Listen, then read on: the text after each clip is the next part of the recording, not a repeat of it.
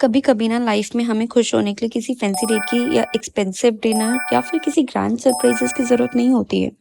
कभी कभी बस इतना ही काफी होता है कि शाम को आपका हस्बैंड आपको देखे और बोले, चल बाहर चलते हैं। बिना किसी स्पेशल रीजन के, बस इसलिए क्योंकि उसको पता है आप पूरे दिन भर घर में रह रहकर बोर हो गए हो। बस इसलिए क्योंकि वो समझता है आपको थोड़ी फ्रेश एयर चाहिए, आपको थोड़ा सा चेंज चाहिए और आपको घर से बाहर निकलना है।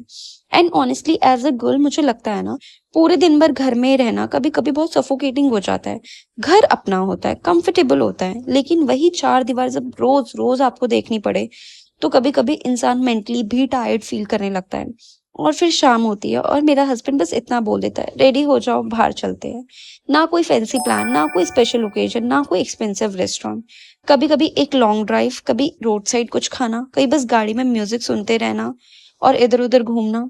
और पता है मेरे लिए वही इनफ है। Because sometimes love grand gestures में नहीं होता है। लव तो उन छोटी छोटी चीजों में होता है जो सामने वाला बिना बोले समझ जाता है।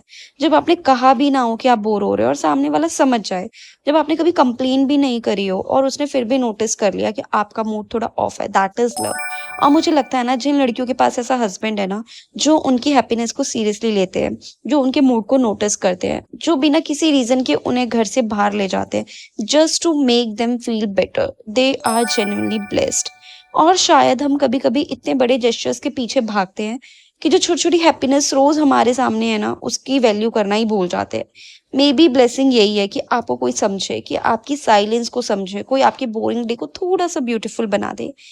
और हाँ, as a girl I really want to appreciate my husband for this, thank you. Because at the end of the day, it's not about where he takes you, it's about the fact that he noticed you needed to be taken somewhere.